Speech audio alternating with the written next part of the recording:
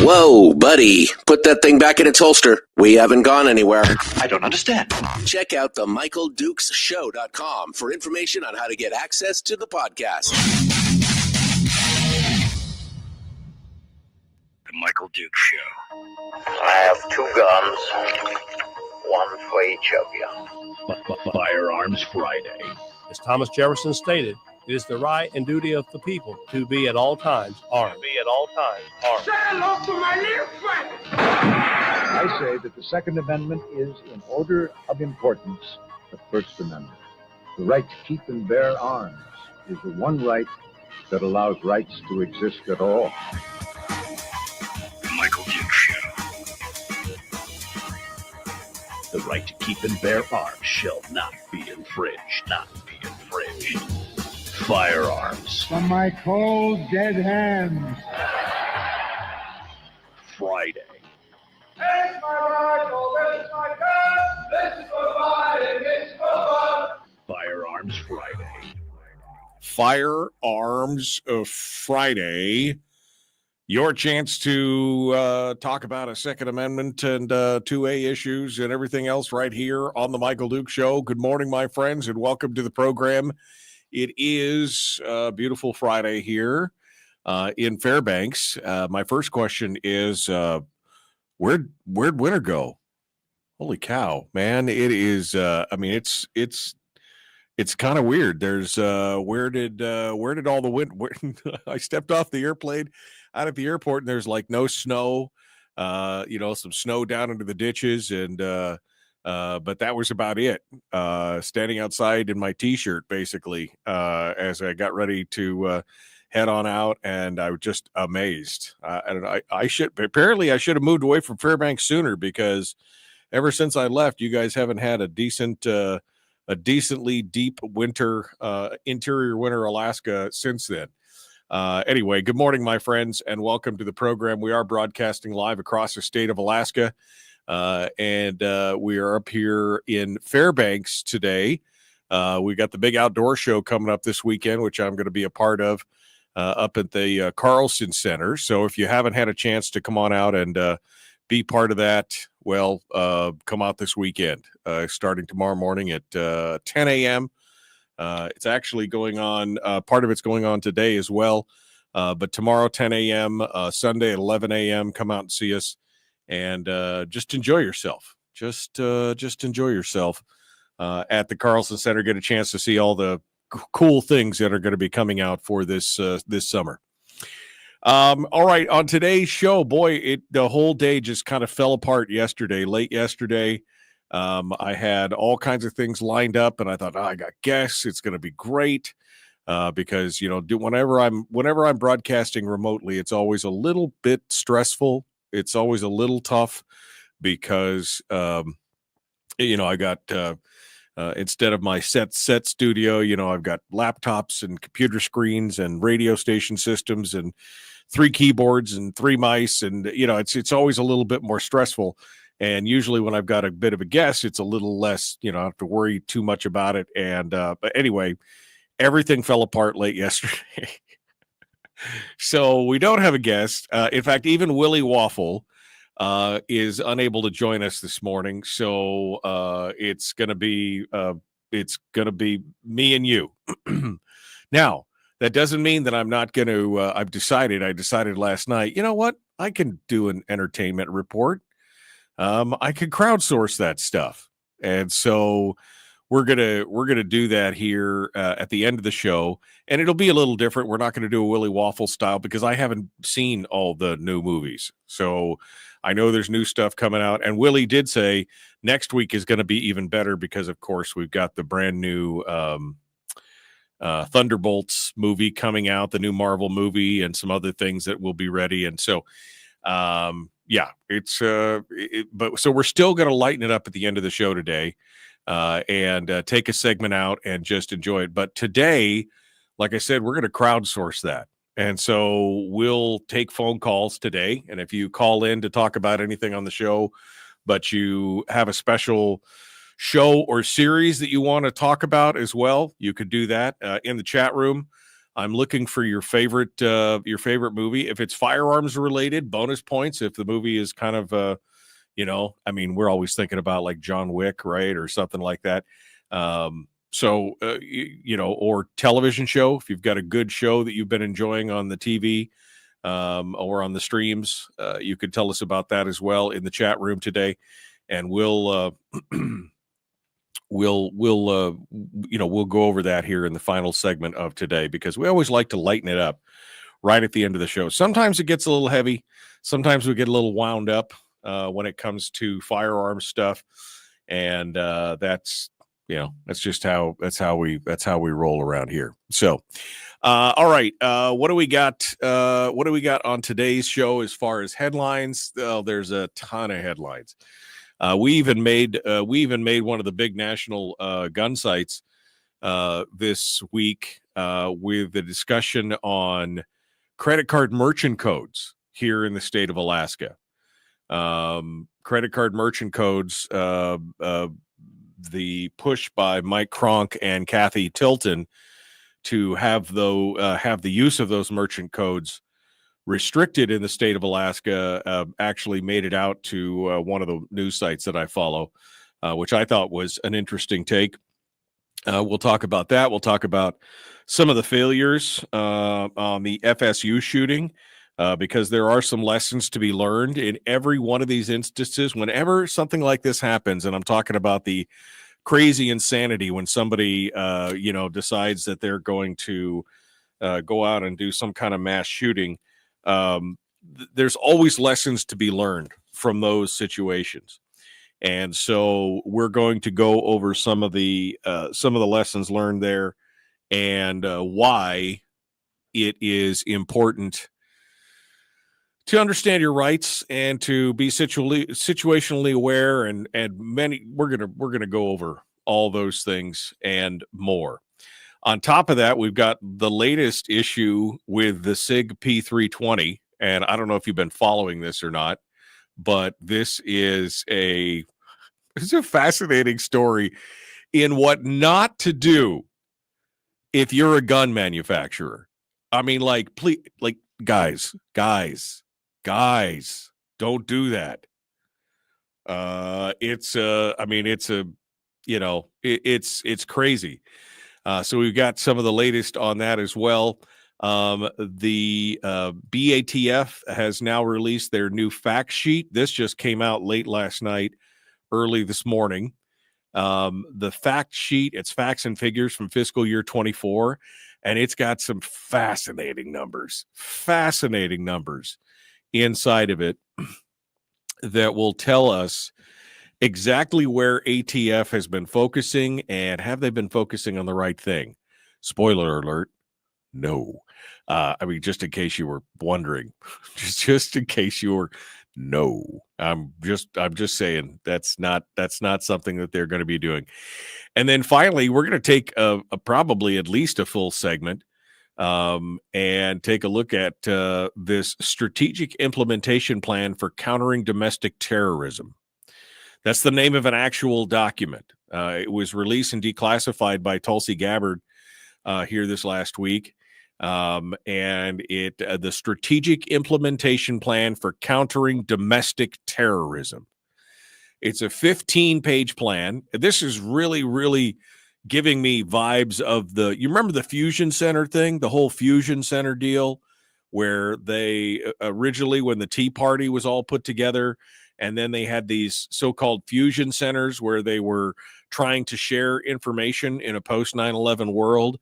And then some of the intelligence documents got released from these fusion centers, and they were immediately pointing to people like Tea Party members as potential domestic threats, and some of these other. I mean, does anybody else remember that? I remember that. Pepperidge Farm remembers that. It was it was some kind of scary, spooky times, because just for speaking out, you could be labeled under the guise of what these fusion centers were talking about. You could be labeled as an agitator or a threat to America. Well, this strategic implementation plan for countering domestic terrorism, that's a mouthful, It does something very similar, but in fact, I think it goes even further. And so we're going to take that apart and discuss that this morning as well in great detail. I might actually save that one for the 7 o'clock hour and take the first 2 segments and just go through this thing completely, because when you break down into it and you realize that it's a plan that specifically, not only does it target ghost guns and gun owners, it existentially includes political strategies inside of what is ostensibly a law enforcement document that is supposed to outline plans and rules for dealing with threats to America. And unfortunately, it uses a broad brush. It goes in and and you could see some of the effects of this, including FFL revocation, zero tolerance policies, pistol bracers. But they baked into this law, they also have priorities, including a wish list of measures that are essentially straight out of the gun control playbook, like banning assault weapons and high capacity magazines, and other things that they've got here. And so we're gonna bust through this and take a look at this from start to finish. But it's going to take a little bit to break this down. So we'll continue to deal with that here this morning. What else we got? Phone lines are open. Did I mention that? I think I mentioned that. 319-527-3864, 319-527-3864. If you would like to sound off, we'd love to hear what you have to say. And so please get if come on down and get your get your word on here. Get the word on if you want to call and talk with us this morning. We'd love to hear what you have to say on Firearms Friday, because again, there is no such thing as a dumb gun question. And that's what we're all about today here, is to try and demystify the firearm, to have some fun discussions, to enjoy, to help me with my therapy. This is my therapy day. The 2 hours a week that I get a chance to talk about one of my favorite topics. And one of the reasons why I believe we are still the freest nation on the face of the earth is because we do have a love affair with guns. You Americans, you have this love affair with guns. I do not understand. Why do you this way? It's baked into our DNA, Jack. That's why. It's baked into our DNA, and it's what we are, and it's how we, it's just, it is what it is. Don't try and figure it out. Just do it to it. 319-527-3864 is the phone number. If you want to call in, I would love to hear what you guys have to say. Feel free to give us a call, and we'll go on from there. How about that? All right. I think that's it. I think that brings us right up to the break. Oh, quick reminder, because I will be traveling on Monday, the show will not be on the air on Monday. So you'll have alternate programming from around the state on Monday. So just a quick reminder that I will be, but we will be back on Tuesday, Lord willing, and the creek don't rise. We will be back on Tuesday, so just feel free to come on board and come on down, and let's do this thing. All right. So we're up against it. Let's get to it and get things ready to rock and roll. The Michael Duke Show, common sense, liberty-based, free thinking radio. We return with more. This music. I don't have some of the music that I normally have. So irritating. All right, we're going to be back. Don't go anywhere. We'll return right after this.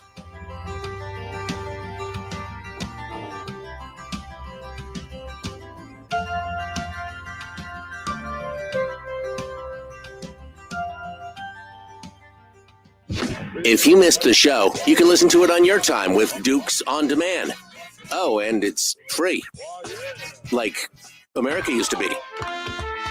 Streaming live every weekday morning on Facebook Live and MichaelDukesShow.com.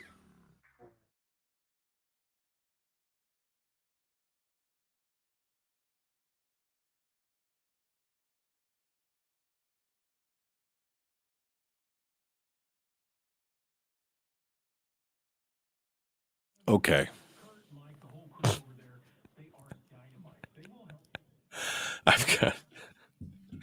I always forget how many buttons I've got to click to go to break when I'm remote broadcasting.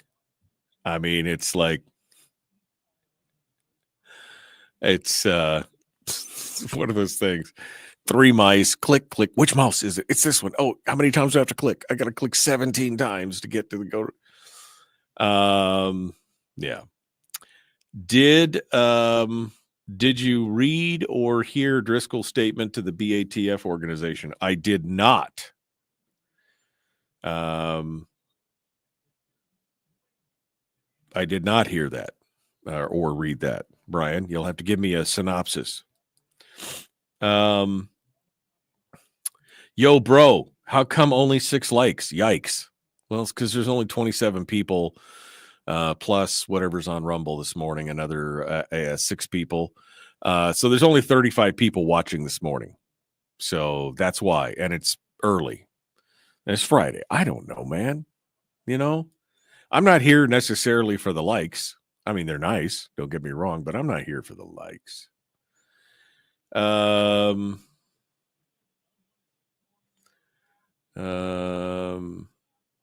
Will Melissa just come into the studio instead of using chat? Probably. I'm sorry, I'm going back over here. I think SIG is a psyop by anti-2A shadow organizations. They've created a gun that does in fact shoot itself and is dangerous in a passive state. I mean, very possible. Very possible, my friend. Waffle has officially been demoted to toaster strudel with no icing. Oh my God, no Willie Waffle. Did you try Polly Pancake? No. I also did not try Susie Shortbread. But, you know, we might get to those folks later.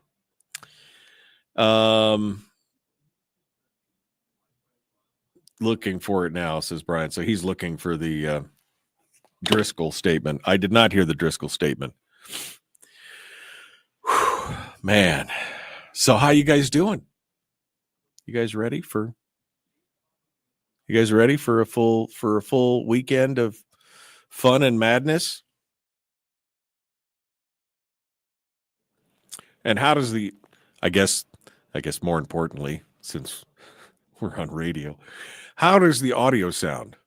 Because I mean, I had a little adapter for my earbuds, which sound really good. And instead I'm using these cheap North Korean headphones that I found around the studio because I couldn't get my headphones to work. And I sound like I'm in a tin can. Sound like I'm working for I don't know. I don't know. I can't, speaking of synthesize, I cannot synthesize a pithy enough remark on how horrible these headphones sound this morning. So, you know, good morning. Good morning. Armed in AK says, I'm ready for the snow to finish melting. I mean, is there much left? I mean, there's like nothing left downtown. The whole place is like empty. It's kind of crazy. All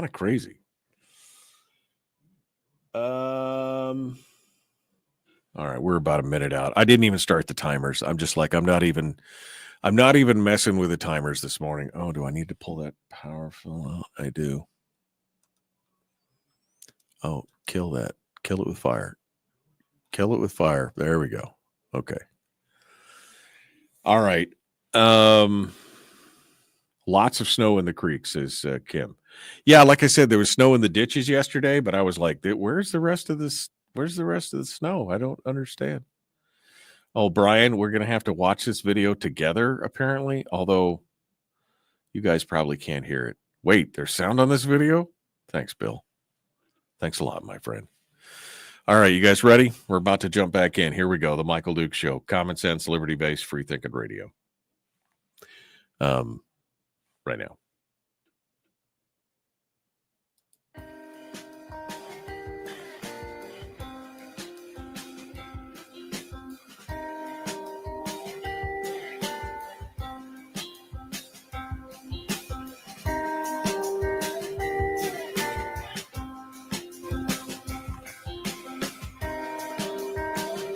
Man, I miss my Firearms Friday intro. I missed my fire. I was like, where's my firearms? Oh, man. I forgot I hadn't put it on my laptop. And, man, you know what I'm talking about. If we could just get rid of all the murder guns and the attack guns and just self-protection guns, that would be great.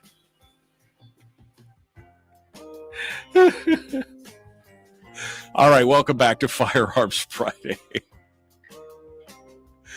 Let's see, where should we start this morning? We're going to hold up on that article about the Biden era plan, the domestic terrorism plan.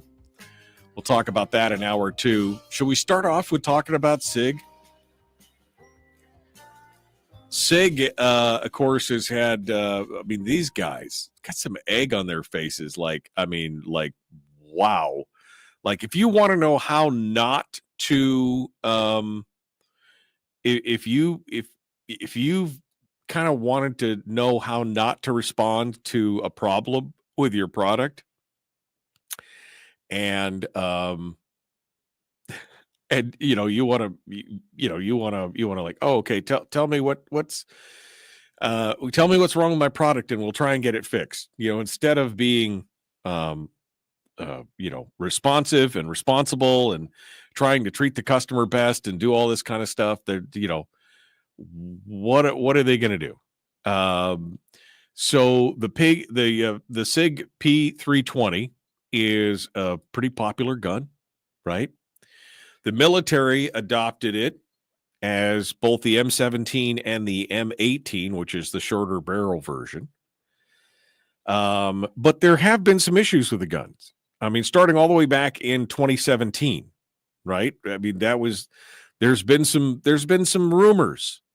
It all started with the whole drop test thing where apparently if you dropped it at a specific, thing and then, oh no, that wouldn't. And then it turned out that, well, maybe it does happen. And so then, just to kind of catch you guys up as to what's going on, the firearm, the P320s, we started hearing rumors about how they would just discharge. Like, your hand's not on the pistol, it's in the holster, and it would just blam, just go off. While it was, and people were like this, and so first you hear it and you go, oh, it's SIG. Sig Sauer is a well-known company. They're probably one of the top manufacturers, right, of this. That couldn't possibly happen. And so then SIG, after all this started to come through and people started to hear about it, Sig Sauer took to social media to address the issue. Now, it's never a good look when you get super defensive, right?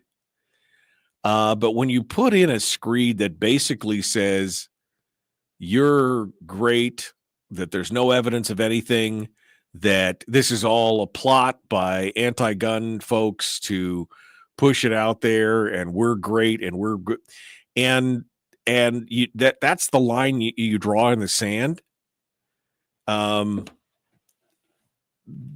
That's not a good look. There were the Milwaukee Police Department had issues with their P320s where they were reportedly going off in the holster, right?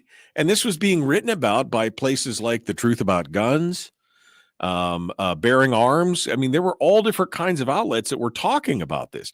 This was not a case of the anti-gun media trying to drive SIG out of business or, or do anything else. I mean, this is a problem. This is a serious problem, and it's on video. Now, to make things worse, on top of issuing this press release or this thing that where SIG was basically blaming everybody but themselves, they had previously had a voluntary upgrade to the P320 that apparently made it safer. So, I mean, this is I just don't even, I just don't know exactly what is going on with the decision making at Sig Sauer. I really don't. But now there's been some real world ramifications for this. The Tactical Defense Institute has now issued an edict that they will no longer be permitting P320s of any variation to be allowed in their classes. And there have been other law enforcement training centers that had started banning them at their schools as well. And rather than fix the issue, again, SIG just opted to lash out and claim that its critics were all a whole passel of anti-gunners looking to destroy them and the Second Amendment itself. Which, again, is not, I mean, I'm not saying that that's not possibly true, but I'm saying that there's obviously some other problems here, right? I mean, it may be true that that there's a bunch of people out there that want to destroy SIG, that want to destroy the Second Amendment, but there's also true, and it's pretty prevalent, that, I mean, this is a real deal, folks. This is not somebody just making something up. There are enough instances of this that people are, and instead of going out of their way to fix this issue, they are instead saying, our guns are great, you all suck, essentially. Which is not a way to endear yourself to the community. I mean, can I just say that right off the gate here? Just not a great way to show it all. So now that you're all caught up to date on what's been going on with that, did SIG just admit that the P320 will go off without a trigger being pulled? Tom Knighton over at Bearing Arms writes this piece. And he goes into a little bit of the history of this and all that. But I mean, there's many different articles where you can go out and read deeper on what's going. There's some videos that are just spooky, right? Of these things just arbitrarily, just basically going off in the holster. So, but SIG, this whole time, where they've been doing the whole social media posts where it's not our fault and everything's good and gravy and all that. Just remember, with any company, including somebody like SIG, who's well known, probably one of the leaders in the industry, as Tom Knighton says, as his daddy used to say, it only takes one aw crap moment to erase a whole lot of attaboys, right? And I think that's where SIG is at. They've come to their aw crap moment. So they have all these problems with the SIGs, and yet they deny. They push back. They say it couldn't possibly be our fault. This is all an anti-gun, anti-2A agenda, whatever. And except now somebody pointed out that in the P320 operations manual, in the operations manual that comes with the P320, there is a single warning line buried down inside the other warnings about, firearms are dangerous, should all be handled with respect, and trigger discipline, and holsters, you got to be careful, and pistol safeties, and the firearm may not have a manual safety, but yada yada yada. But Then it gets to this new line that somebody noticed, and it says in all bolded, the most effective safety is to carry your pistol without a round in the chamber and to load a round in the chamber only when ready to fire.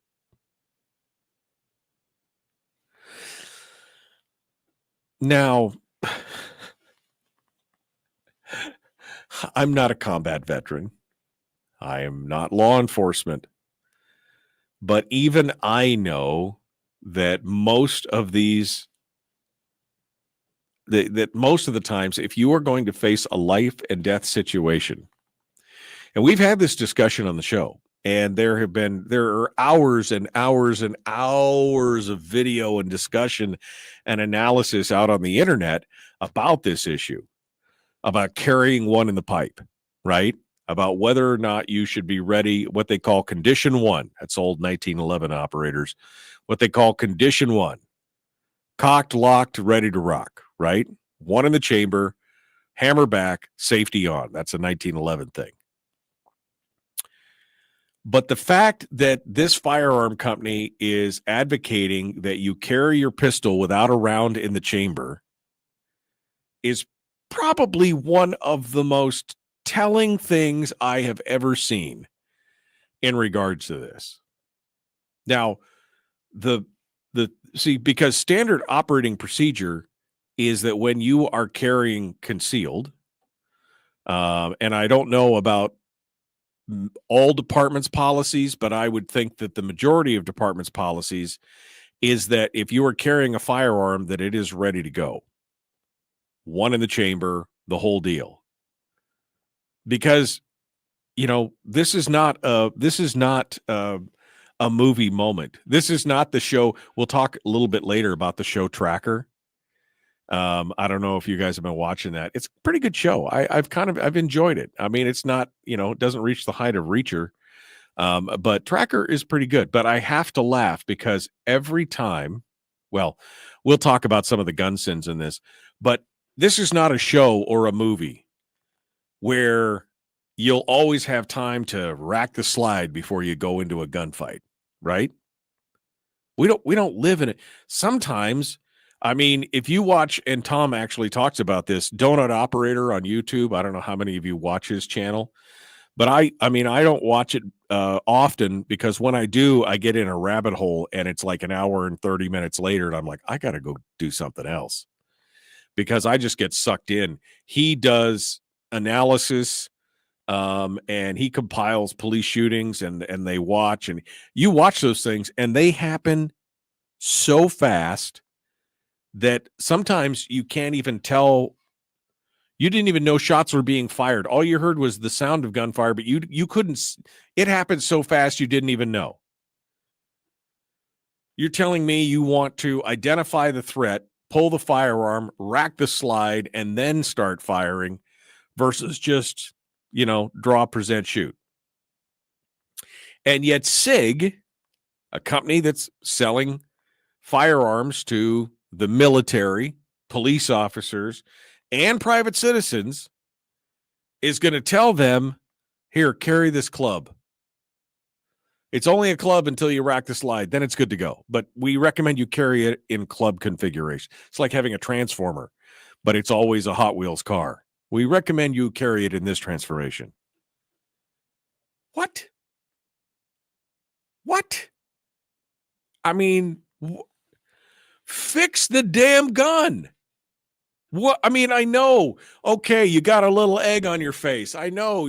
People. Oh, we've got a reputation. You're destroying your own reputation. Seriously, fix the damn gun. Will it cost you some money? Absolutely. But look at the trust you have destroyed on this. You've got whole academies and training facilities and police departments now that are saying, no, we can't carry those anymore. I mean, how stupid is this? And my God, I hope that these things are not, I hope the same problems. I hope there's something fundamentally different between the civilian and law enforcement version of the 320 and the M17, M18 that are being used in the military. Because those poor guys out there, you imagine getting shot by your own gun? I mean, I can't even imagine it. I can't even imagine. And I can't imagine somebody at SIG isn't like, at some point you just got to say, well, maybe it is a two-way plot, but maybe the enemies are inside you guys. Maybe they want to destroy the company image from the inside. Maybe you guys got some agent provocateurs inside, because this is nutty. Why would you not just say, oh God, right? Our bad. Let us fix it. We want you to trust us because they've just damaged. I mean, they've just destroyed years of reputation in the making. Because if you won't even admit that your product is bad, that something is broken and something is going wrong, well, then, I mean, how can anybody trust you? I mean, this is just, how can anybody trust you on this? All right, we're going to continue here in just a moment. Don't go anywhere.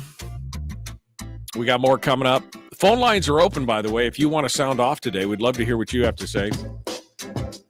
319-527-3864, 319-527-3864. The Michael Duke Show continues.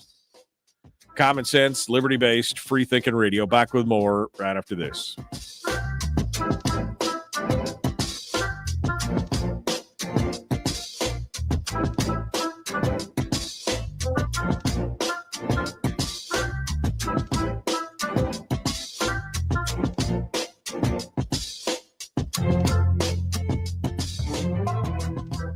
We're broadcasting live through a series of tubes. Allowing all of these entities to provide streaming stuff going on the internet. Well, it's kind of hard to explain. Sorry. Streaming live every weekday morning on Facebook Live and MichaelDukesShow.com.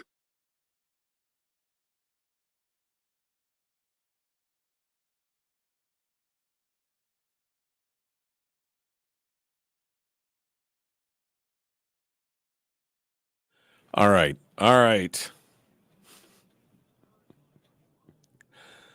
Oh, man.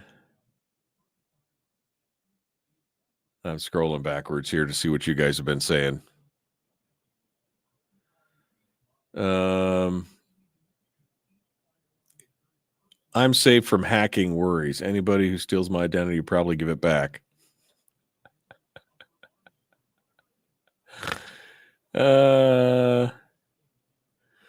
Jeannie says Sig Sauer has engineering issues and a significant lack of adulting.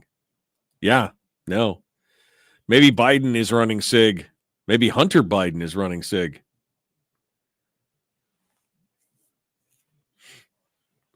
Yeah, Anthony, this is one of the videos that I saw. He said there's a video online on a police gun range where one of the officers puts his Sig down on the bench, walks 5 feet away to talk to somebody, and his gun randomly fires by itself. It's on video. What do you think? That they put a fishing line or something on it? You know?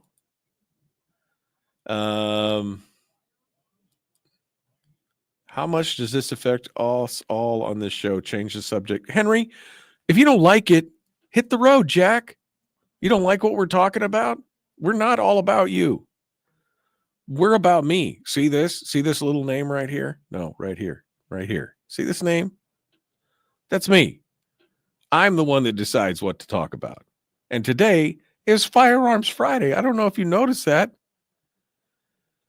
I mean, I put up with a lot of your stuff, but if you're going to be like, well, I already got one curmudgeonly old troll on this thing. I don't need a second one. If you don't like it, hit the road, Jack. Anthony said, if you're scared to rack one in the pipe, Sell your semi-automatic and just buy yourself a single-action cowboy gun. There's no point in carrying a firearm if it's not ready to be deployed when needed. Yeah, no, I'm with that. All right. Brian says, I own several SIGs, so this is of interest to me. Yeah, I mean, I'd be a little concerned about this. Hold on a second.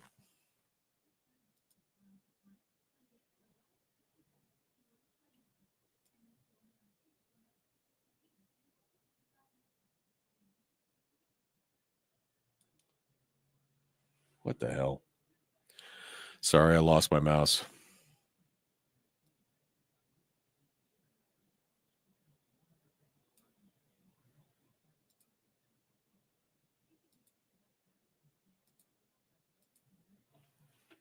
Wow.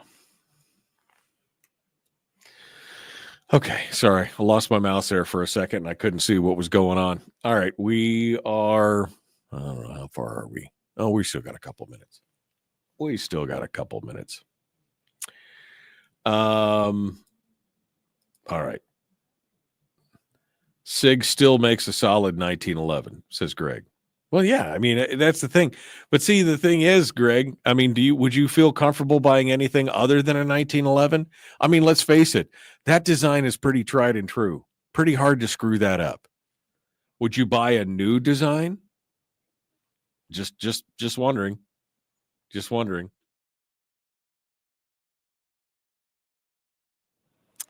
Yeah. That's all I'm saying. Put out some cheese, ask the cat. You guys are clever today. All right. So before we run out of daylight on this here, I mean, we got plenty of daylight. We're in Fairbanks now. I need some of your favorite shows.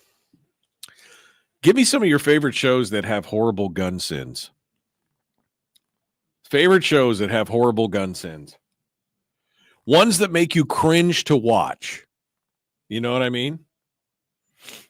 They just give me some sugar, baby. Give me some answers. That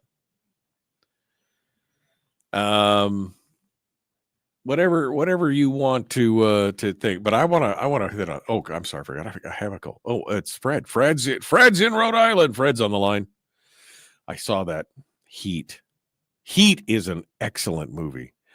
I just, Val Kilmer died, and I just saw a video pop up on Facebook. Did you know that at some point at the Marine Corps Training Center, they would show video of that fight, and especially Val Kilmer's reloads with the M16,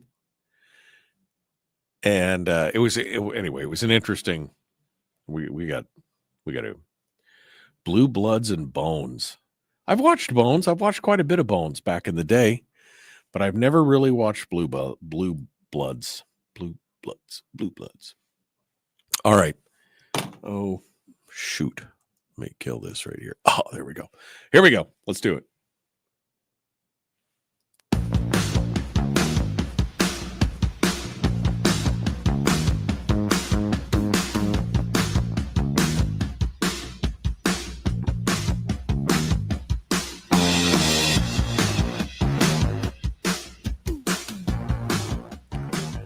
Okay, let's continue on. Let's continue on with some phone calls.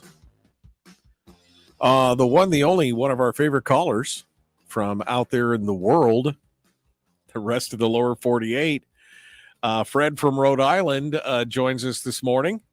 I got, again, too many screens on too many windows up. Let me go over here and see what Fred has to say. Good morning, Fred. What's happening, my friend? Hey, good morning, Michael. Yeah, you picked an interesting topic. I've been a big fan of SIG for a number of years. Not so much the 320s, but the 226, especially the older 226s and stuff that came out of West Germany back in the day.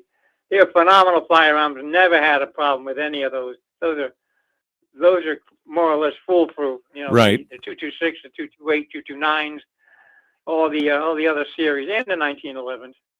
Oh, I remember the early 1911s had problems with a lot of breakages, but the new ones, I guess they clean up their metallurgy quite a bit, and those are phenomenal. But remember the 320 was their first striker fired. I think that's their first striker fired design. And yeah, I'm sure it's got some flaws in it, and they really have done a lousy job of addressing it. However, it's an engineering problem, obviously, that they haven't quite figured out exactly what it is. I think they're working on it. They just haven't put their finger on the button yet as to what the real problem is. But if they keep working on it, I'm sure they could figure it out. I think the best thing they could do is just drop the whole line, come up with something new, find a solution, come back with another name, and just sell that. Just dump the 320 up to the loss. Right. I mean, even if they just addressed it and said, "Hey guys, we're working on it. We've seen the videos. We understand what you're saying. We know that, look, you're putting your life on the line, and we understand that, this is obviously very dangerous." We were just talking during the break, and I forgot to mention this earlier, but Anthony reminded me. There's an actual video of a police range where the officer is on the range. He puts the pistol down on the bench, walks away to talk to somebody, and the gun goes off just while it's sitting there on the bench all by itself. I mean, we used to say, guns just don't go off by themselves. Well, apparently, if it's a P320, it does. But you're right. I mean, this is a company that's got a great reputation. I think something in the SIG isn't resetting right. I'm not a gunsmith or an engineer, but I've dealt with enough guns over the years to know that something isn't quite resetting properly. And there's like a trigger reset or something like that, or a steer reset. Something in that gun is not resetting properly after you fire it. It doesn't happen all the time, but only has to happen once.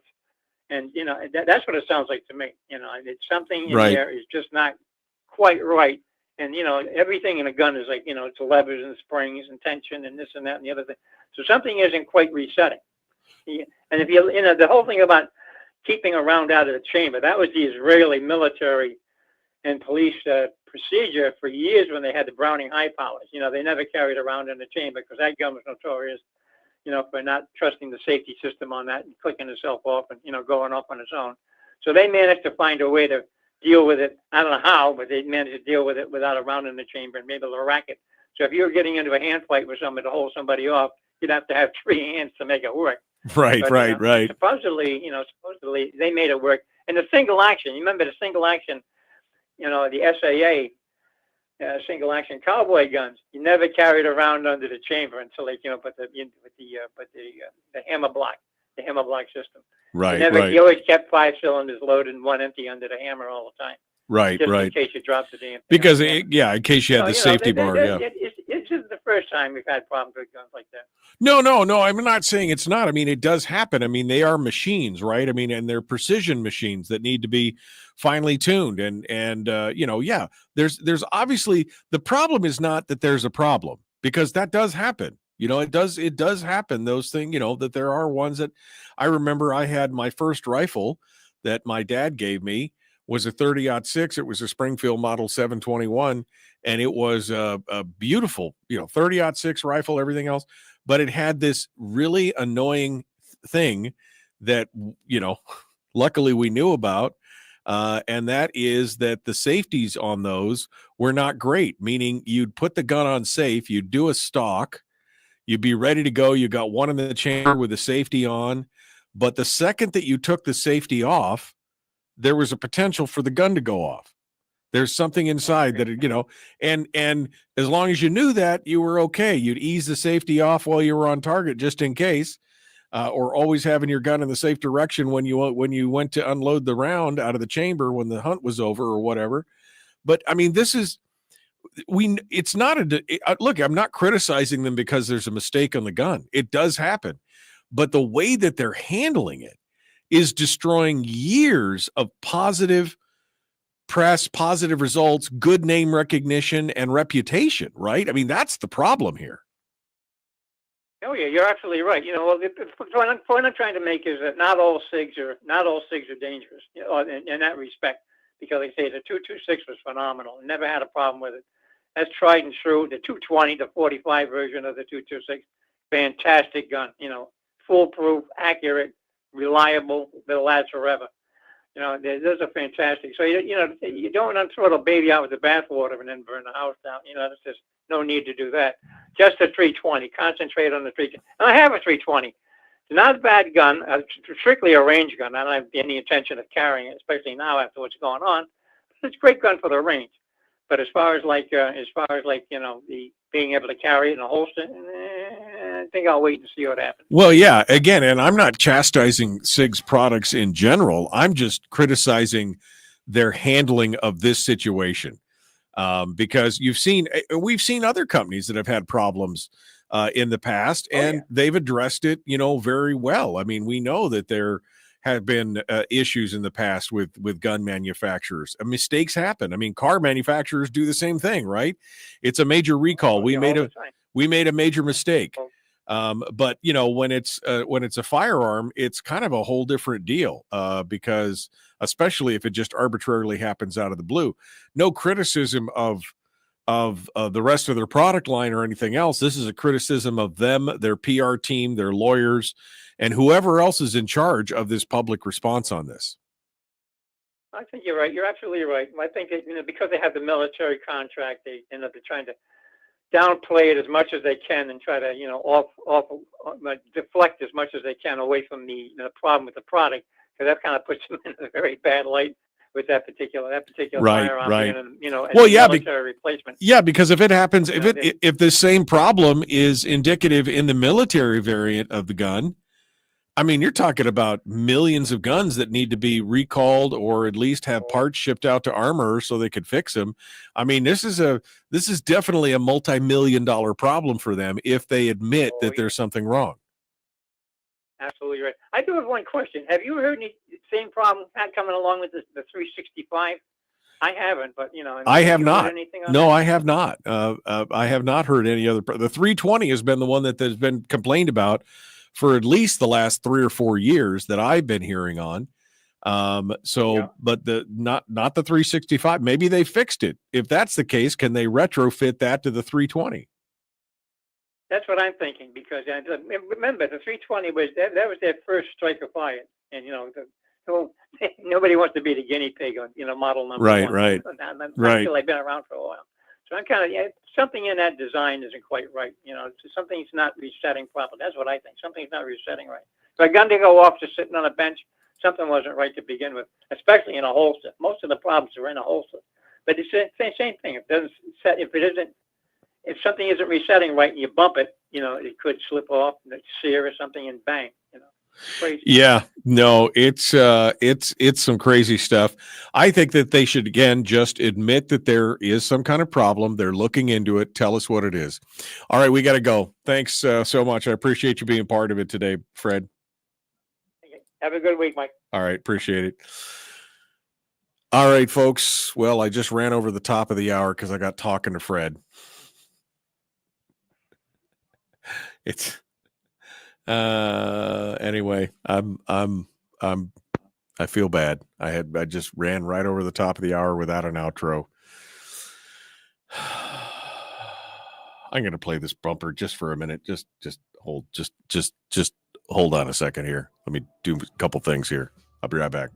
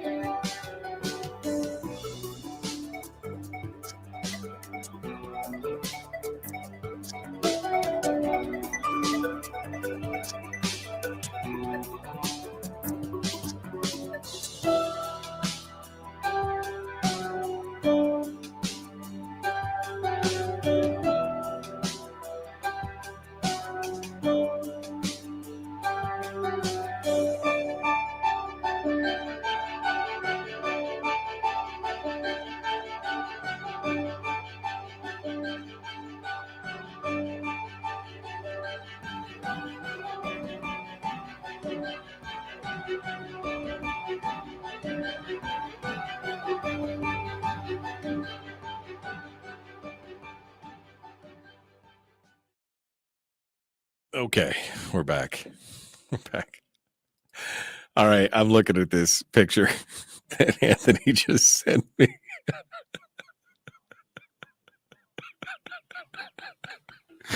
I missed this. How did I?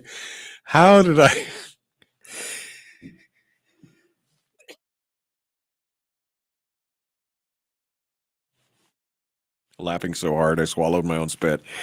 How did I miss this? How did I miss this when I was watching this? Who the hell decided that this was a good idea? Anthony, just can I share this? Let me see if I can share this. There we go. No, right there. Can I? Oh hell, let me just grab the picture. Let me just grab the picture here. Open image in new tab. Okay, there it is. So this is snip this here. Let me snip this out real quick. Okay, there we go. Dude, this is like one of the worst, and usually they've been really pretty good about this show, Lioness. They were pretty good about a lot of the gun stuff on there, but that's redonkulous. Let me see, where do I put this? How about here? Yeah, how about here? Let me just put this here. How do I? So many split screen. Oh, here we go. Can I just? Sorry, guys. Again, don't hardly ever use this system anymore, and I'm trying to figure out where everything is.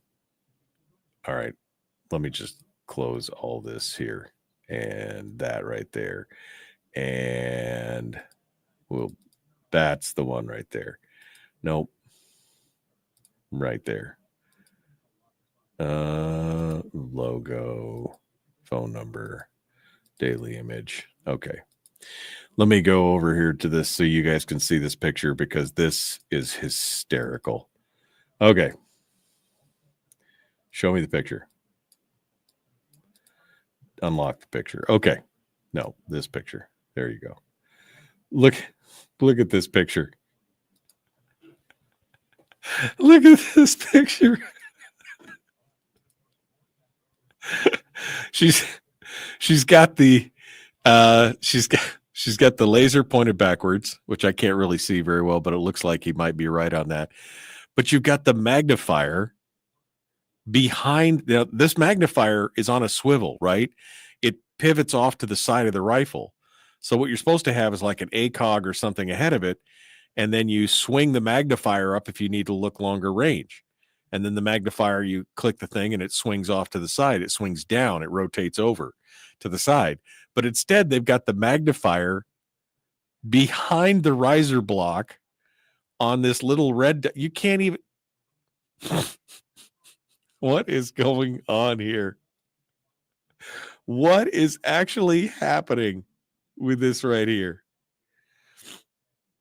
I'm sorry, model Remington 720. You're right, JD. JD is correcting me over here. 721. It was a Remington, not a Springfield. My bad. But look at this thing. I mean, just the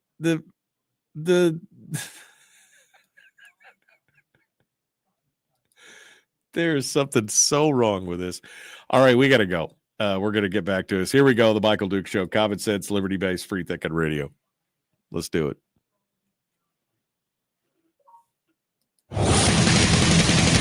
Whoa, buddy. Put that thing back in its holster. We haven't gone anywhere.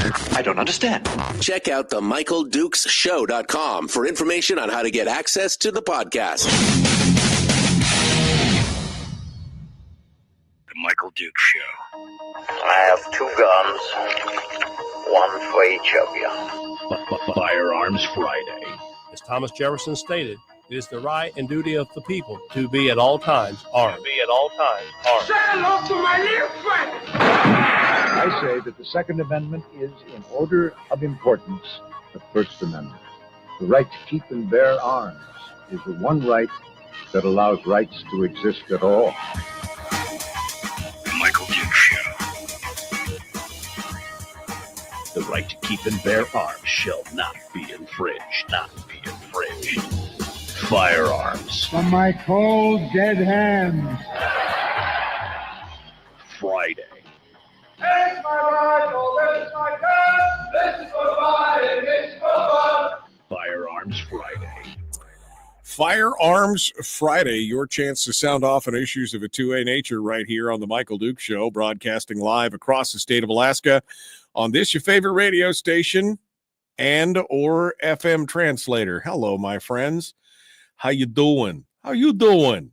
What's going on? You ready to go for this beautiful Friday? Good morning, and thanks for coming in and joining us today. If you're just joining us, quick reminder, I will be off the air on Monday. I'll be in the air. I'll be flying. I won't be able to be with you because I'll be in a bird. And so we're going to have alternate programming, but we will be back on Tuesday. So just a heads up on that, just so that you know what's going on. That's what's happening today. Today is Firearms Friday, and we have no guests, including Willie Waffle. Couldn't make it. Couldn't make it happen today. And so we're going to we're going to do our own entertainment review at the end of the show today.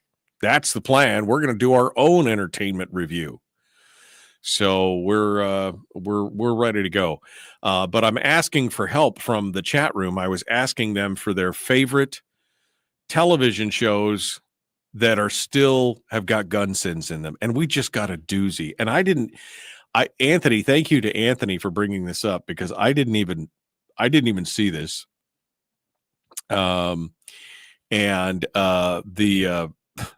This is just, it's just fascinating to see some of these things. So we're going to talk about some of our favorite TV shows that are good shows, but they still got some gun sins.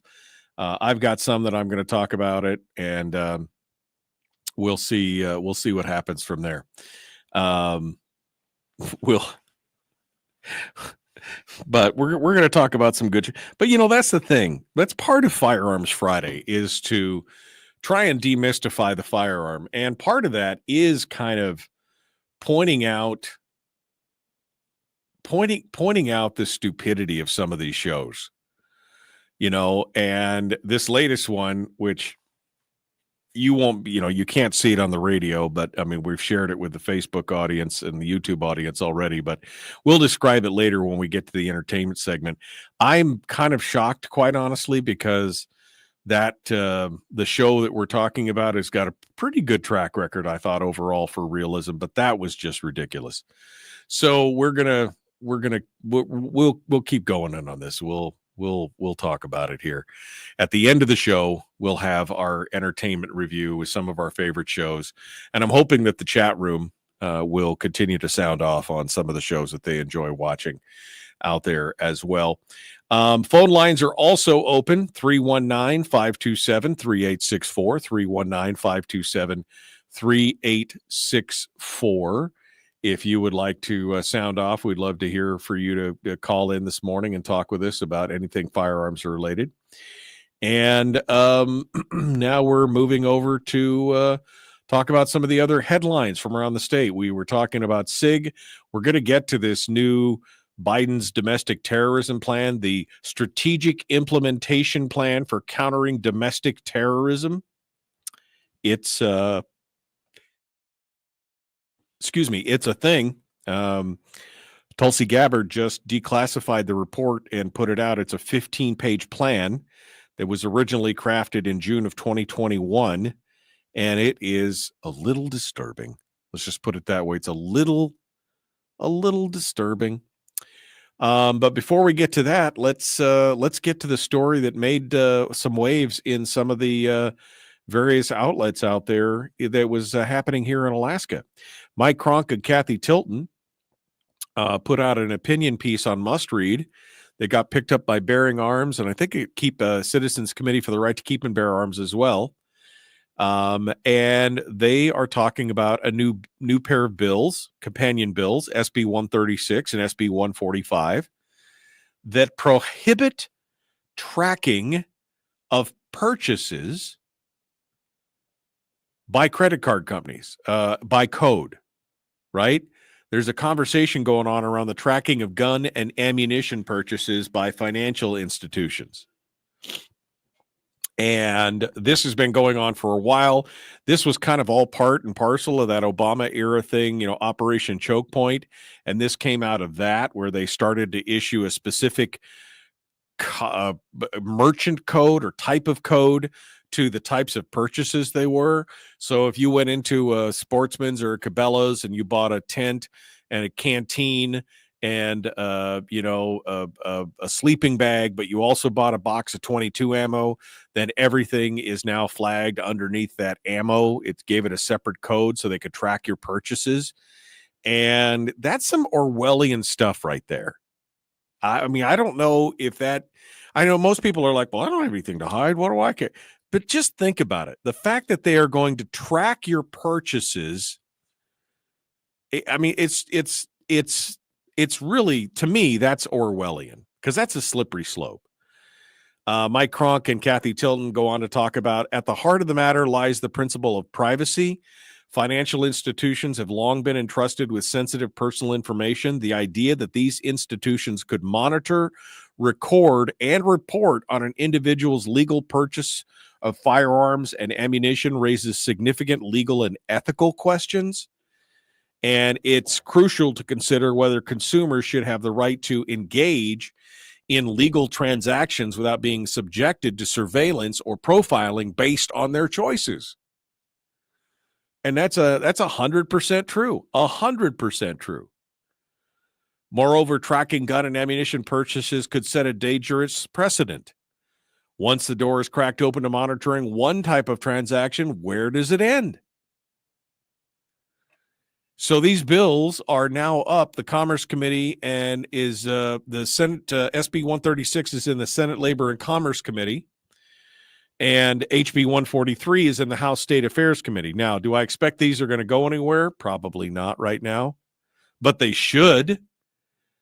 There are already a handful of other states that have outlawed the use of this type of special merchant category code. And now Alaska is attempting to do the same things.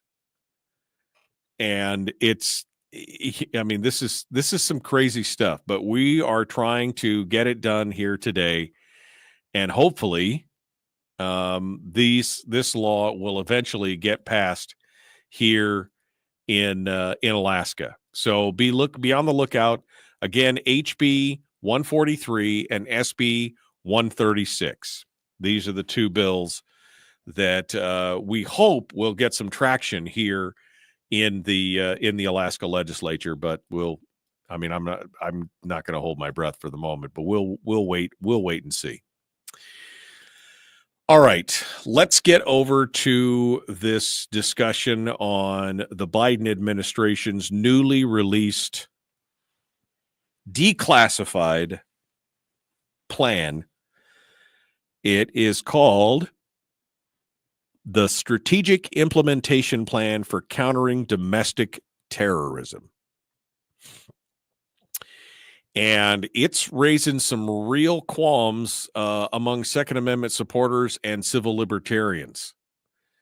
Now, originally, this was ostensibly aimed at combating domestic violent extremism. This is a 15-page plan. It outlines a sweeping government-wide approach.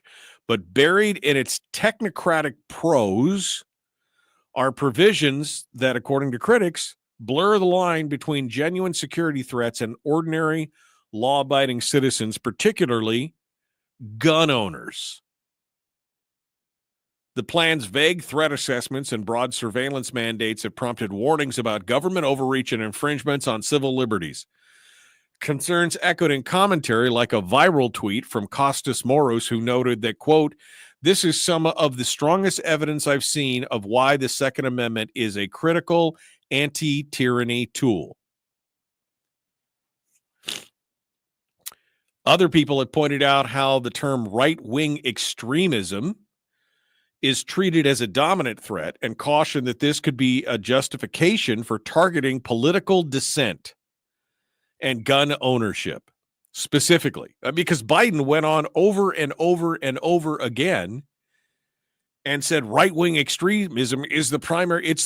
In fact, he said he emphasized back in 2021 in a speech that he gave back in 2021. He said that it represented, quote, the most lethal terrorist threat to the homeland. Not ISIS, not Al-Qaeda, white supremacists and right-wing extremism. That this is but see, here's the problem. What is right-wing extremism? It comes back to, how do you define it? Now, I am obviously not a white supremacist. I mean, I would hope you would know that. But I am right-wing. How far do you have to go in the right wing to become an extremist? This is the problem when you're painting with too broad a brush and you have no secure definition of what it actually is.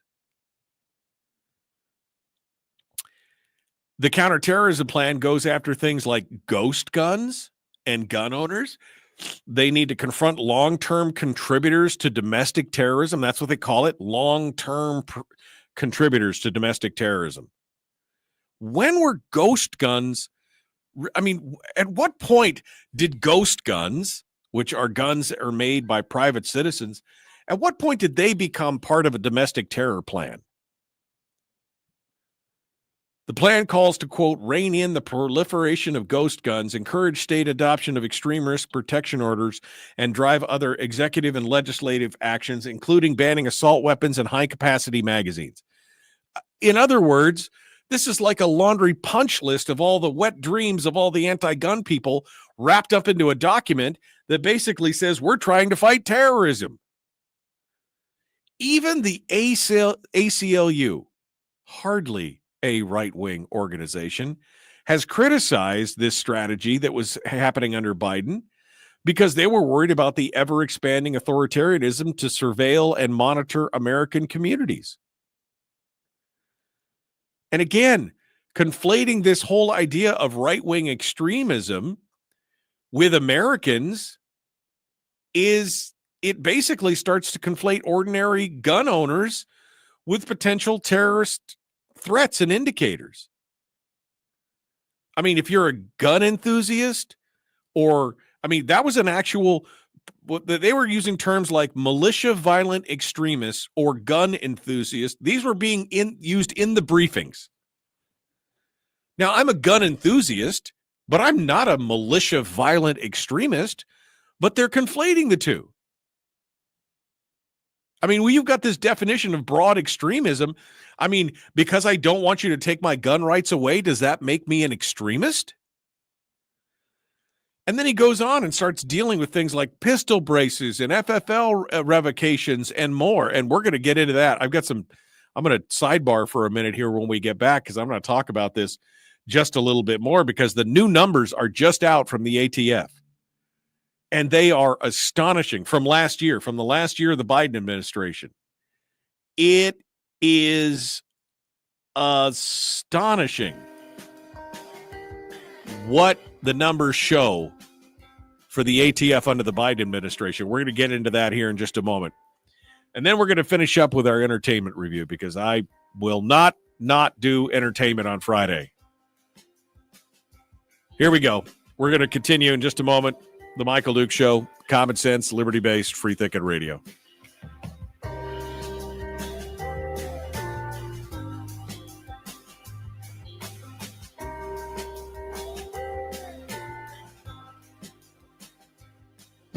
If you missed the show, you can listen to it on your time with Dukes On Demand. Oh, and it's free. Like America used to be.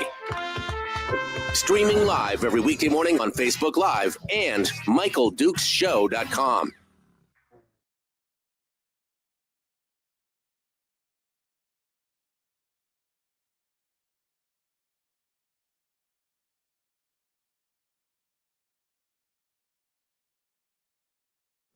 Okay. Okay, fine. Let me go back over here.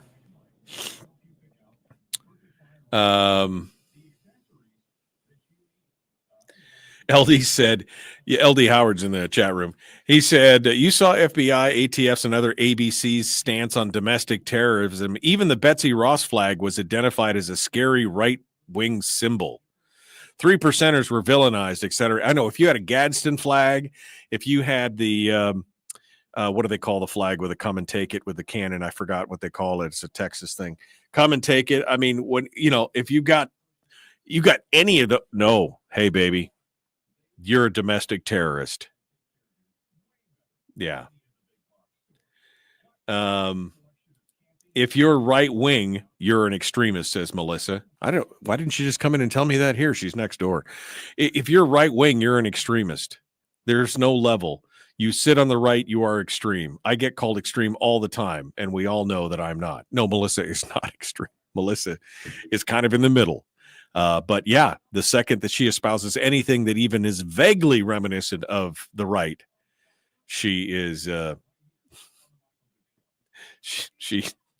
no, it's crazy. Crazy. Here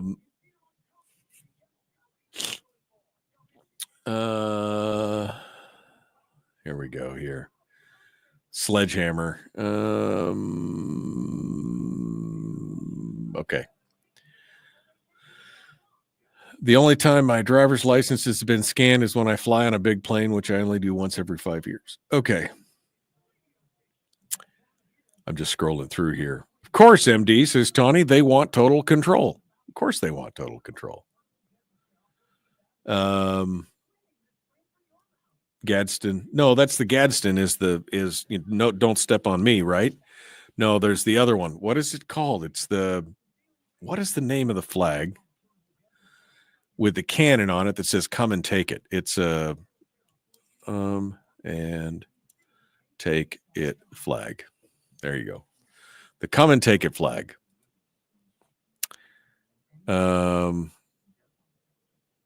It's basically Molon LeBay, right? But it's the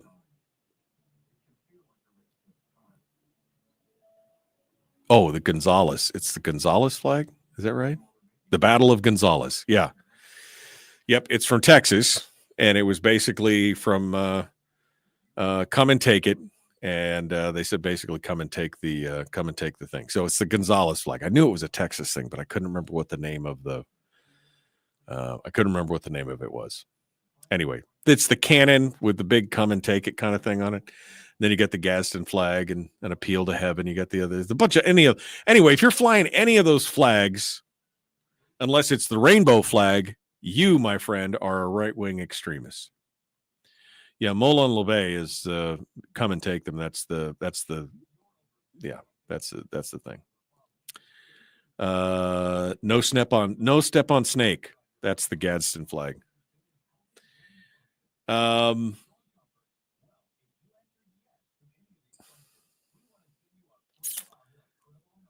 sorry, I was scrolling backwards here. Like we trust anything that the ATF says. In the list of 81 things, simply being a Christian puts you on the list. Yeah, no, I'm sure that is too. Or buy liquor at Fred's. Okay. I'm all squared away. I'm all caught up. But I forgot I gotta delete this thing every time. We're about 30 seconds out now from rejoining the radio. So we are getting ready to go.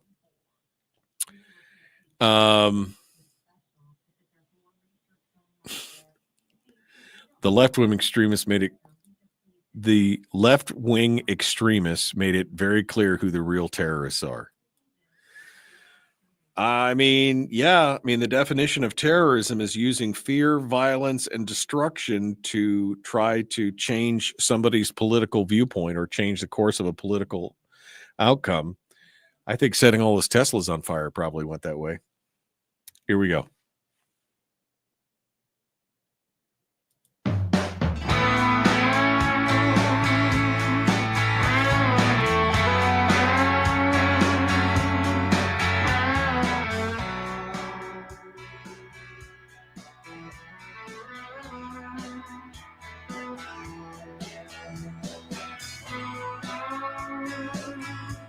Okay, let's continue on here.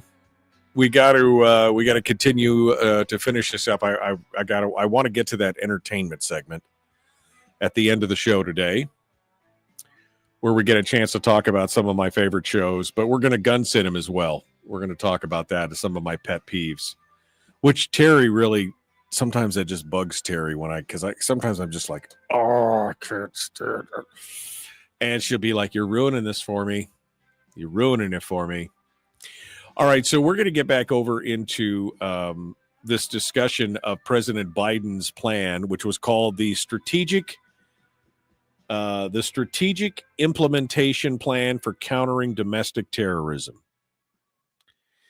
And this is where, this was the weaponization of the ATF in many regards. We're going to talk about that with pistol braces and the revocations and all that and more. How they wanted to move on to the assault weapons. They wanted to outlaw that. By the way, by inserting the whole part of the whole thing, it explicitly urges officials to pursue banning assault weapons and high capacity magazines. This is a strategic plan that encourages bureaucracies, departments, and politicians to eliminate a fundamental inalienable right by banning assault weapons and high capacity magazines. That should trouble you. They're putting this into a counterterrorism blueprint. And by implication, they're saying that that one of the most popular semi-automatic rifles owned by 25, 26, 30 million Americans are somehow linked to domestic terrorism. If an American owns an AR-15 and happens to espouse conservative views or any kind of views that are on the right, are they extremists now? This is very, very troubling. Then Biden tried to get Congress to repeal the PLCAA, which is the Protection of Lawful Commerce in Arms Act, which, Hillary Clinton voted for it. Everybody voted for it. Why? Because it was very obvious that it was going to be utilized to try and bankrupt gun makers for actions that were outside of their control. He said he wants to fully hold gun manufacturers and dealers accountable. Are you holding Jack Daniels and Ford Motor Company accountable for the fact that people abuse their products in conjunction with each other and go drive drunk? No, you're not suing Ford Motor Company for somebody doing something bad with their car. Then why would you be suing Ruger over something that somebody did bad with their product that was purchased lawfully and legally? This whole thing is just so scary. Again, even the ACLU, and here's a quote from Ryan Petty over at Bearing Arms. Even the ACLU, in reviewing the Biden strategy, lamented that, quote, it relies too heavily on law enforcement suspicion, investigation, and policing of beliefs rather than actual conduct, and invites expansion of intrusive and abusive police powers in the name of prevention. For gun owners, the concern is that owning certain firearms or voicing support for gun rights could be mischaracterized as a red flag of extremism. And when that happens, constitutionally protected activities like posting on social media, having a radio show about guns, or just saying you'd like to, or just showing up at a Second Amendment rally or shooting event or something, might prompt a knock at the door from federal agents. That chilling effect on free speech, free association, and the right to keep and bear arms cannot be overstated. And then we get into but this is where it really got me, because, Biden immediately wanted to talk about the pistol brace, right? The FFL revocations, the ghost guns, all these other things. This was a laundry list of things that they want. When they did the pistol brace, the stabilizing braces issue, they turned millions of gun owners into felons overnight. And that's just one of the things that they wanted to do. And then there's zero tolerance policy on the FFLs. What was the actual outcome? Remember I quoted last week, Coleon Noir had that piece, and we talked about it being, that there was an increase in FFL revocations and everything else. And the question was how much, and Coleon Noir said it was 500%. I think if you look at the revocations, but not just the revocations, but the people who just voluntarily said, I quit. Oh, I think it's a lot more than 500% because these new numbers just came out this morning. They were just released, and John Petrolino's got a piece on it talking about it. And it breaks it down it goes down by the numbers. So there were 128,690 FFLs last year. Of those 128,690, 43,956 firearms licenses were issued, including renewals. There were just under 10,000 compliance inspections on those 129,000 FFLs. Of the 96 inspections, 5,200 or 54% had no violations. 1,689 inspections resulted in a violation. However, there was no indication of those violations were. So there's no breakdown to know, is this a minor paperwork violation? Did they lose guns? Could they not account for something in their book? It doesn't matter. There were 195 license revocations in 2024. Now that is up from 2022 when they only had 88 licenses revoked in 2022. So that's a height. In 2024, 1,488 FFLs surrendered their license or went out of business. There's no breakdown about how many surrendered versus how many went out of business, but that is in comparison. In 2023, the year before, 1,488 in 2024. How many do you think surrendered their licenses in 2023? I'll wait. Just a guess. How many do you think, if there were 1,488 surrendered or went out of business in 2024, how many do you think did the same thing in 2023? 80. They went from 80 FFLs surrendering their license or going out of business in 2023 to almost 1,500 of them in 2024. These targeted, where they were targeting FFLs, and these folks were not interested in going through the ringer because that's what they wanted to make it so onerous, so dangerous, so scary that they were going to pick your life apart over a simple, over the fact that you couldn't write the full county name because you put the abbreviation, like instead of Fairbanks North Star Borough, you wrote FNSB in the form, which there's not enough room in some of these forms to write some of these big, some of these big county names, but they want you to do it. And if you abbreviate, or if you put Y instead of yes, or you put N instead of no, those were the kind of infractions that they were looking for. 1,488 FFLs that's 1,400 more than the year before. They went after 1,400. And the worst part of all this stuff was one of the things that they did under this Biden's strategic implementation plan is when they shut down some of these people, they shamed them. They put out public press releases shaming. Now, they wouldn't say a lot, and in one case, it was literally what I'm talking about, where the paperwork violations, where they had been putting the name, instead of the name of the county, they'd been putting the abbreviation for the county. But when they released the press release, they act like they were passing guns out the back of the store to drug dealers at night. That was the implication of the press release. Weaponizing it against honest law-abiding citizens who are just making a living, trying to comply with the federal government, doing everything they can. And don't even get me started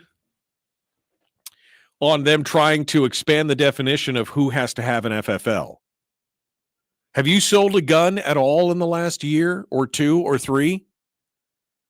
Well, you may need an FFL. There's no minimum number of sales. If you intended to make a profit, like if you saw a good deal on a gun and like, oh, I'll buy that because I know I can sell it. If you buy it and then you sell it later on, knowing that you'll pay more than what you got, then that could be it. There was no standard. There was no outline of exactly what it meant to be engaged in business. This is the plan, folks. This is the plan. Now, maybe Trump's put a temporary stop to it, and now that Tulsi Gabbard was the one that declassified this and put it out there, but maybe this is, maybe he's put a stop to it, but this is who they are at their core. Politicians in general, and most specifically, those on the left that want to take away your rights. Because you see, you're a threat to them. They want government involved in every aspect of our life. In their heart of hearts, they believe that will make society better.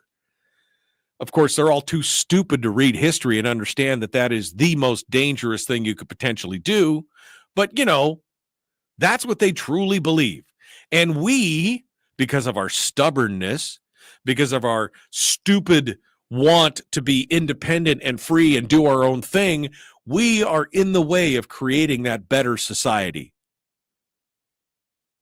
And so they will leverage everything that they can to try and defang us, take away our abilities to defend ourselves, and create a juggernaut that is big enough to come in and take anything they want from anybody at any time. And by lumping us in, by creating this whole thing of right-wing extremism and lumping it into a plan for countering domestic terrorism, that somehow us just talking about wanting to be free, us just talking, us just going to the range and having a day shooting with each other, or just carrying a gun with us all, every day as a means of personal defense, that somehow is a threat to everyone else. This is some of the most chilling stuff you guys should. I'm going to post a link up to this article in the chat room. Ryan Petty over at Bearing Arms breaks this thing down. And you guys should go take a look at it and see what I'm talking about, because this is some spooky, spooky stuff. And again, this reminds me, this is not, quite honestly, this is not anything new, because this is the same thing that happened. Remember after the Tea Parties and they had the FBI, what was it? The FBI, NSA, CIA. I don't think Homeland was in there, or Homeland maybe was just getting formed. It was Homeland too. It was the fusion centers, right? The fusion centers. Remember that phrase? Because that was back in 2010? So that was post 9/11, and it was the fusion centers, because one of the main gripes about 9/11 was that there was no information sharing. And so they had these fusion centers where they would bring the FBI and Homeland and CIA and them together. And they kept talking about, gun owners and the Tea Party members, and we were the ones they were looking at. We're the problem. We're the next domestic threat.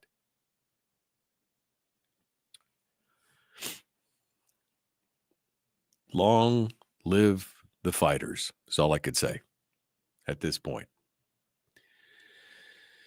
LD Howard is in the chat room, and he used to have a gun store. He said, this is the reason I shut down my gun store. Between ATF targeting, lack of solid employees, i.e. not showing up or stealing from me, ammo shortages, and the fact that only 2 companies that will offer credit card processing services to gun dealers, it's a very hostile environment for commerce. Yeah. It's one of the reasons why I personally, because I had considered many years ago, this is probably 15 years ago, I had considered getting an FFL and starting, but I had gotten somebody who worked in law enforcement at the federal level had mentioned to me that because I was, at that time, I was on a real tear against the ATF over some things that they'd been doing. And apparently the local ATF office was listening to the show every Friday. And like they were looking for things to, and all I could think of was, man, if I applied, that would be a mess. So I didn't do it. What kind of chilling effect does that have? This is the madness, folks. This is the madness right here.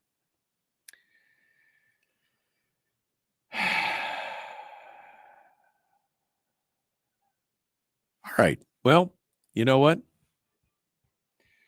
We're going to continue. We're going to be back with more in just a moment. Don't go anywhere. The Michael Duke Show. We're going to do our entertainment report next. Guys in the chat room have not been that helpful.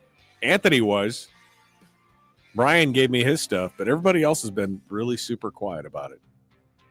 Well, we're going to do some of my favorite shows, recent shows, and some of the gun sins on those shows. So it's going to be kind of an entertainment / Firearms Friday deal. That's all up next. The Michael Duke Show, Common Sense Radio.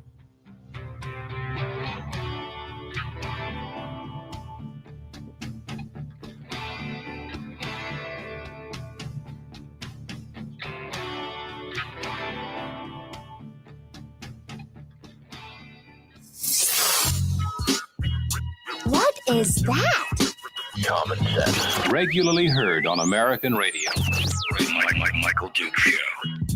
Radio.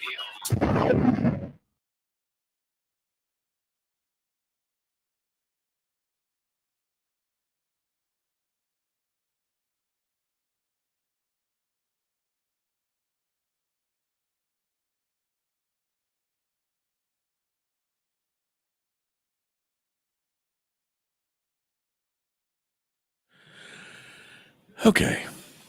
Let me see where we're at here. See what you guys are talking about.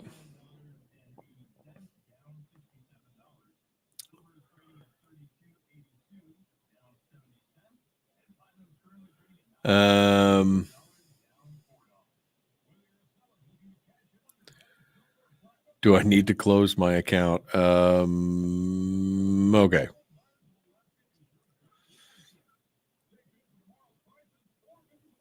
They wanted to scan my ID at Fred Meyer. Oh, yeah, I noticed that they're doing that more and more. You notice that now they're asking to scan your ID? Wow, my favorite old bumper music? What music was that, Bill? That one? No? What was it that I brought?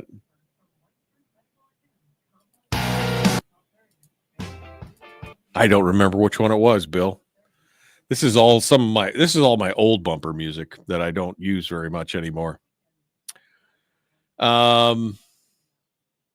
If you've got an Alexa in your home, you're being tracked. True. Your phone also. I mean, pretty much everything you do. You're on YouTube, they're tracking all your stuff you're doing on YouTube.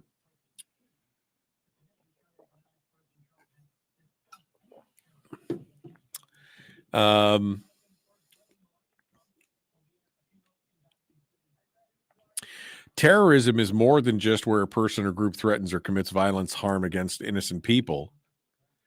It is when they're doing it for a motivational purpose to try and fundamentally change, usually when they're trying to fundamentally change the outcome or the political, it's regime change, right? Political regime change.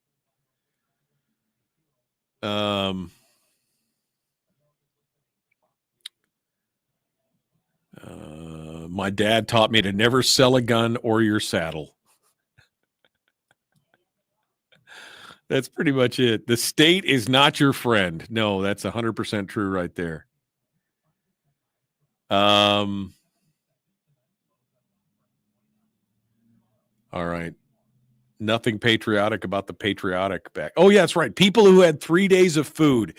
If you had 3 days of food in your home, or any kind of food storage at all, you, my friends,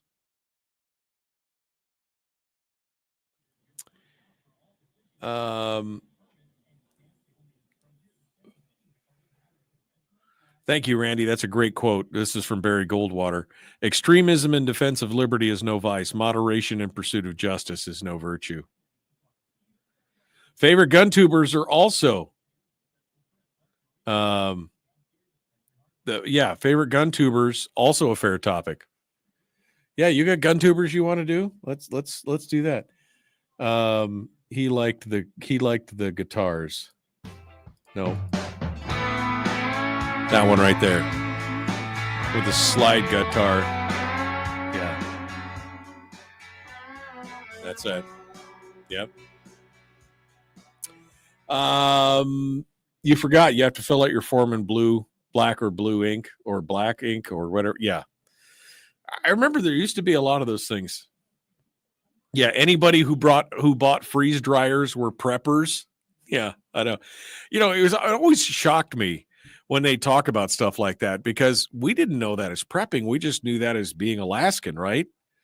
I mean, my grandmother was 75, 80 years old, and you open up the pantry in her little house or condo that she had downtown here in Fairbanks, and there was probably 3 or 4 weeks worth of food on the shelf there in her pantry, because she was raised out north of Minto, where a trip to the store was a 10-day endeavor, and it only happened every 6 months or something, But remember, you're a crazy prepper.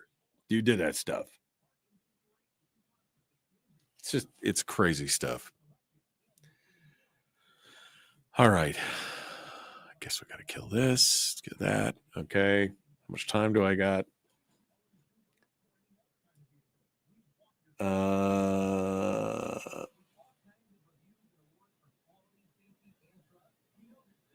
Okay, I guess we got 30 seconds. No. Do I need to throw another? Oh, no, there's 30 seconds. Okay. Sorry, I'm too. Everything's separated, man. I don't know what to do. Man. All right. Yeah, if you want to call in, Brian, and tell me about somebody's been on hold. I'm so sorry, caller. We're going to take your call immediately. I just looked and saw that there was I didn't get the notification. They've been on hold for 16 minutes. So sorry. All right, we're 15 seconds out. We're going to go join. Good Lord. Bad show host. No donut for you. All right, here we go. Getting ready to jump into it. The Michael Duke Show, Common Sense, Liberty-Based, Free Thinking Radio.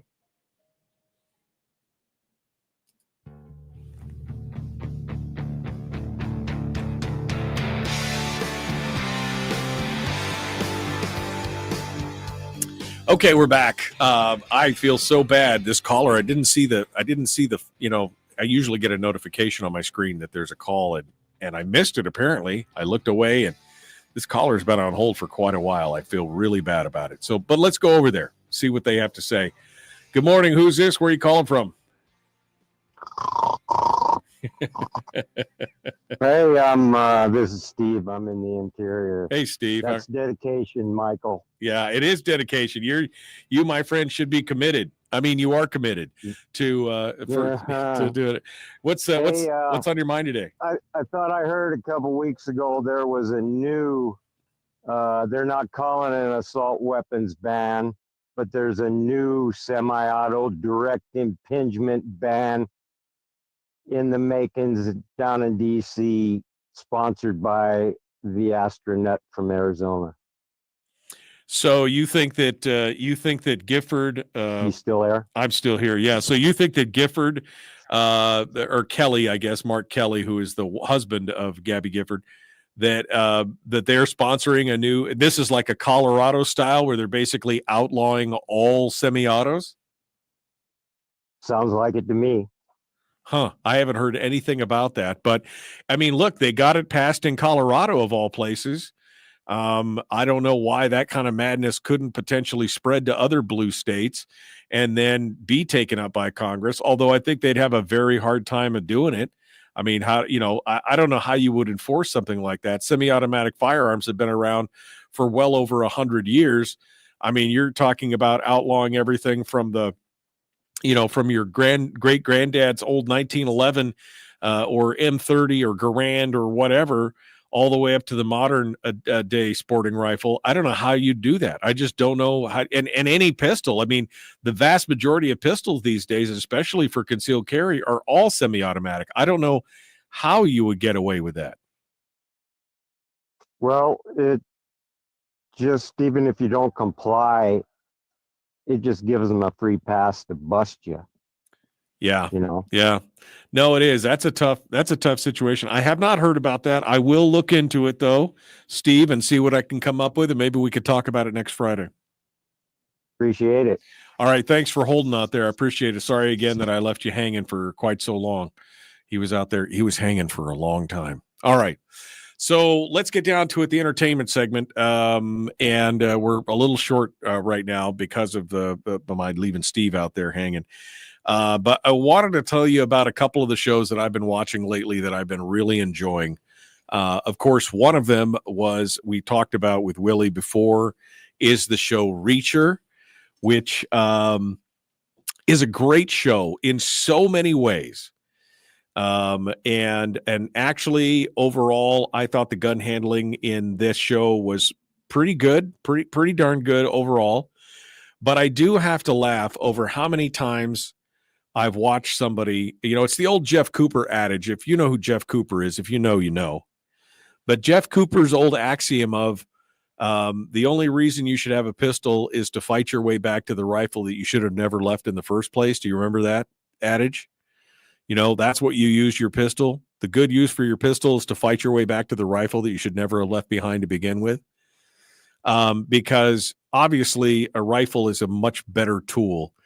And I had to laugh because there were several times in that show Reacher, and this has happened in multiple instances, and I don't know why they continue to do this. But many times different shows or movies will show the hero, whoever the hero is in the story, either walking past or discarding, in some cases, a perfectly good rifle, subgun, long gun, whatever it is, in favor of a pistol. Now, there are certain circumstances, especially CQB, if you're clearing corners or doing things like that, where maybe a pistol will do a better job because the long gun is harder. But I've seen them time and time and time again throw away perfectly good, harder hitting, higher capacity firearms instead for their 8, 10, 12, 15 round pistol.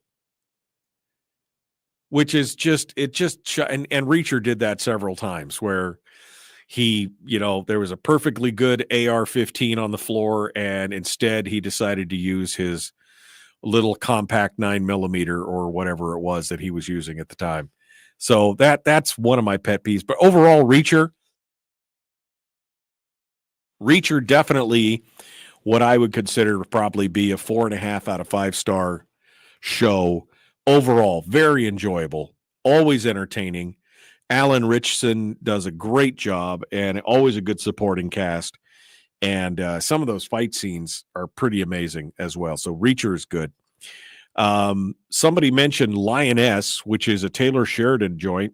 Taylor Sheridan, of course, of Yellowstone fame, and Tulsa King, and 1883, and he's also done this Lioness show, which I really enjoyed the first season. And quite honestly, I think because of the way the character is, I actually enjoyed the first season more than I did the second season, although the second season was still good.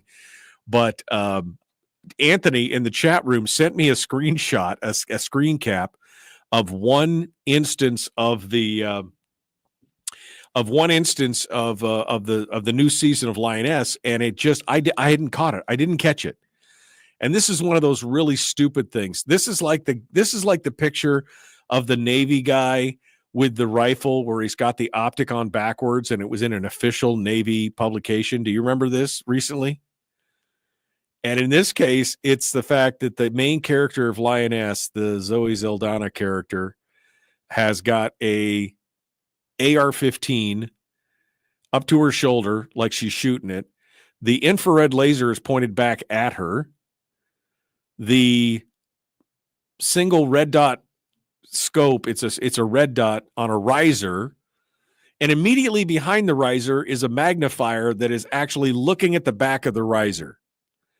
And I saw that. I didn't even notice that before, but it's just, sometimes they just tack stuff onto the gun to make it look cool, I guess. Gee whiz, go fast. But when they got it all on and it's backwards and wrong and you wouldn't even be able to see out of it, how would this, if I was an actor at some point, I'd go to the armor and go, dude, seriously, you're making me look like an idiot. You're making me look like an idiot on this. But overall, I would say that Lioness is pretty good as far as realism and gun handling. Overall, I think it gets probably a B. It would have been an A-, but they dinged it by putting that stupid stuff on there. And recently, I rewatched Chris Pratt on Amazon Prime on The Terminal List, which is a really good story. It's a really good book. And Chris Pratt did a lot of training, and it really shows through on this as a Navy SEAL operator who has to go after the bad guys at home, and it really shows through. And it probably is one of the best gun handling movies and a great storyline as well that you've seen in a long time. I think it's 8 episodes. And Chris Pratt definitely knows how to handle his firearms in that one. That is an amazing show as well. And then finally, Tracker. I've been watching Tracker recently, and it's fun. It's light. It's more popcorny. But that guy, every time he pulls out his gun, he racks the slide. I'm like, you guys are just idiots. Anyway, we got to go. Don't forget, we're off on Monday. We'll see you on Tuesday. Have a great weekend.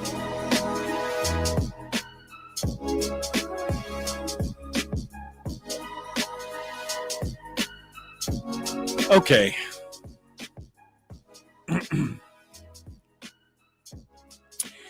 Don't forget, for all of us Common Sense Corps, Common Sense Alaskans, Common Corps, Common Sense Alaska, Point Blank Firearms grand opening tomorrow, 10 to 4, gun giveaways, knife giveaways, training memberships, everything. It's all tomorrow down there. Tom Cruise also plays a great Jack Reacher. Tom Cruise has got the intensity, although I think Alan Ritchson does a much better job. And Alan Ritchson has the physicality. The problem is that Tom Cruise is 5 feet tall, right? I mean, that's the problem. He's like 5'4" or something. And Jack Reacher is a big guy. I mean, Alan Ritchson is Jack Reacher, essentially, in that regard. Anyway, it was a lot of fun. So if you haven't seen Reacher, go watch it. Again, The Terminal List on Amazon Prime came out last year, year before. Super good. 8 episodes of real good stuff. And then, of course, Tracker, which is fun. Don't look for anything super deep, but it's fun. All right, we got to go, my friends. Time to bail out of here. Appreciate you being part of it. We will see you on Tuesday, unless you come out and see me tomorrow at the outdoor show. We'll see you then. I meant to do that. We'll see you tomorrow. Have a great day.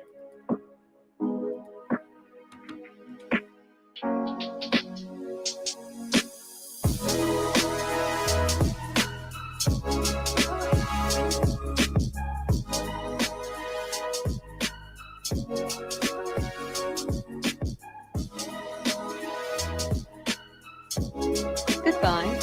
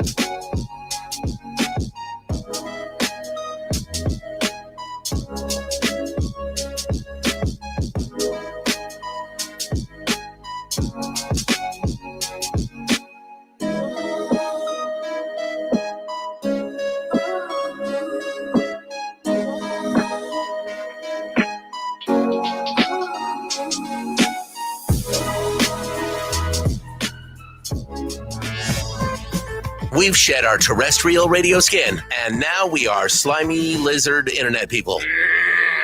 It's the Michael Duke Show.